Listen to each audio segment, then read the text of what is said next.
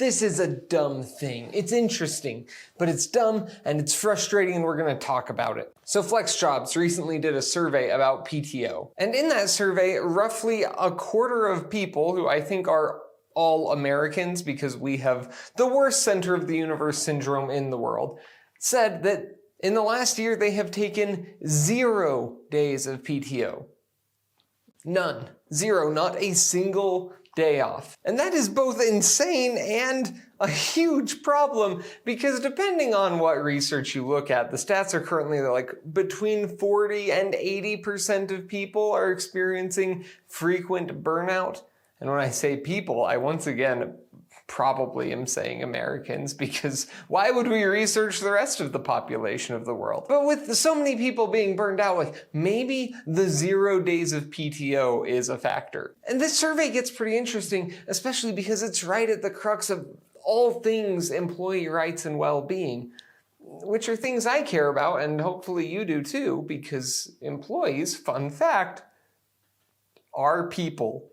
So let's look at the actual data, analyze what's going on here, and then we'll get into why this ties into video games in a weird way. So first, 3,063 people were just asked how much PTO they received and through what method they got PTO. Is it accrued? Is it fixed? Is it unlimited? So on. 18% of employees said they had no PTO at all, and I am hoping that those are hourly employees and not salaried employees, because having a salary and no PTO is insane. And then I believe that 18% is excluded from the rest of the data. I say I believe because the methodology on this thing isn't super transparent. It's worth noting, this isn't a peer-reviewed research paper, it's just a survey. And potentially a somewhat biased one, given that it was being done by a company that helps people find remote or flexible jobs. So we have to recognize potential bias in these numbers, because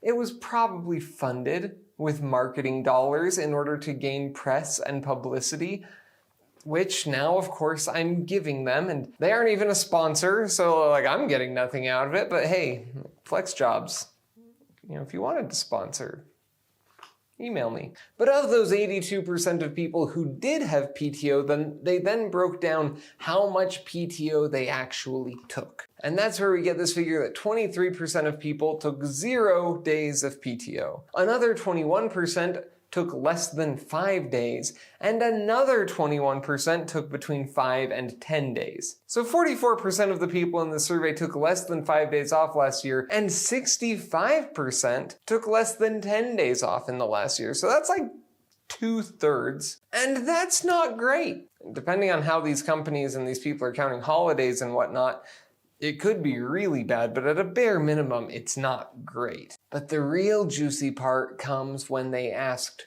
why.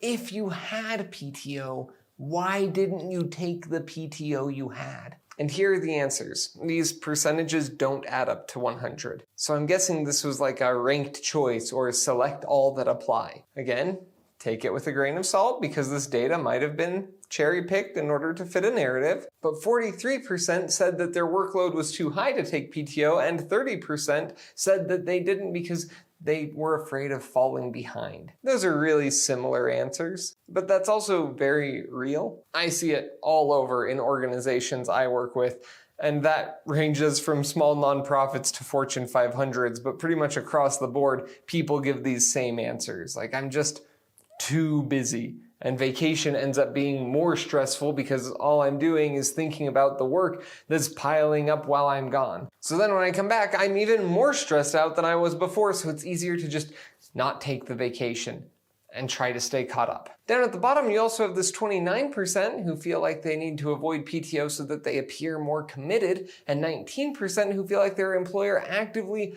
discourages and disapproves of them taking time off. Which sucks. Those two answers are similar, and they're all about the culture of where you work. There's actually a lot of data that supports that unlimited PTO is one of the worst models for people's health and well-being. And it's because of these exact reasons. There's so much work, so many deadlines, and so much social and cultural pressure for people to show up and work hard that people with unlimited PTO often end up taking the least PTO out of everybody. Like, it sounds really employee-friendly, but it actually isn't. These 4 reasons that we've talked about are all over, and they're common cultural issues that I've worked with clients to fix.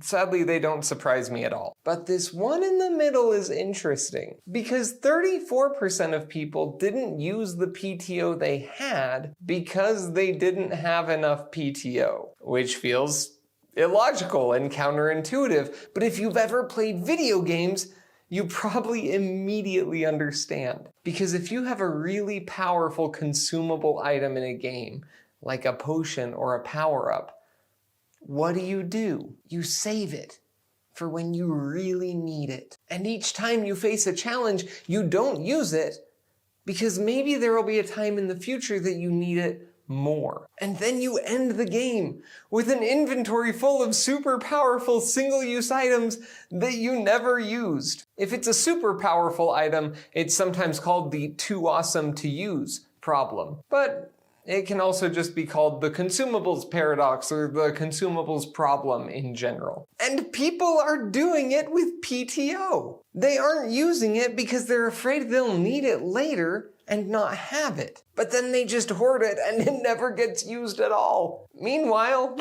burnout rates are at an all-time high. So that's clearly going well for us. So workplaces that actually care about the health and well-being of their employees, and I promise they do exist, can't just say, oh, we have 20 days of PTO, and then walk away and pat themselves on the back for having a generous PTO policy. Instead, you have to intentionally create a culture where people are comfortable taking their PTO. And you have to make sure the workload is such that they actually can. For example, I've seen companies that have quotas that are impossible to meet if you take more than a couple days off, ever. Like, that doesn't work. And you have to solve the consumables problem. And so we might even be able to look at game design to try to solve this in the workplace. One way of fixing consumable hoarding in video games is to make the consumables so plentiful and so easy to make or access that people don't have to worry about using them because they know they can always get more. But people tried that by offering unlimited PTO, and it just doesn't work without massive cultural and social shifts that are pretty hard to engineer. Not saying it isn't possible, because it is, but it takes a lot of doing. It's not just a quick fix. Another way to fix hoarding all the items is to incentivize people into using them. For example, you can put a cap on the maximum amount of a single item you can have in your inventory, or you can have some kind of expiration so people want to use it before it expires and gets lost forever. Both of these are actually things that PTO can do. And there may be some validity to the idea of doing them even harder. For example, you could have employees accrue PTO as they work, but then have it capped somewhere at like 15 PTO days. So then as people start getting up to 13 or 14 days available total, they'll want to start taking some days off, because once they hit 15, any extra time they accrue gets wasted. And you don't want your benefits to get wasted, so you'll start using some of them to stay below the threshold. Similarly, many companies have annual PTO that does expire and has a use it or lose it policy at the end of the year. But the problem is that at the end of the year is usually when you have a lot of vacations and holidays anyway, and so you have less days in the office to catch up on the work. You may end up overwhelmed more easily, and you don't even have time necessarily to use all the accrued PTO you might have because of Christmas and New Year's or whatever your specific regional or religious holidays are. At the end of the year is just a bad time to binge PTO. Plus, companies don't really want people taking 4 or 5 weeks off at a time, because that's really detrimental to workflow, especially if you work with other people or clients. And so there may want to be an incentive to use those days more periodically throughout the year. Perhaps have a smaller number of PTO hours that expire quarterly if they aren't used, encouraging people to use them throughout the year so that they don't get lost entirely. I don't have data on how any of these ideas would work, and maybe they'd backfire horribly in a wide variety of ways that I can't predict, but theoretically they could help solve the consumables problem. Of course, all those options sound horrible on the surface. Like, they sound manipulative and punitive and very anti-employee, even though they're specifically designed to help people take vacation more. It's just like how unlimited PTO sounds very worker-friendly, but it doesn't actually work out that way because people are weird and our behavior can be really unintuitive to incentivize.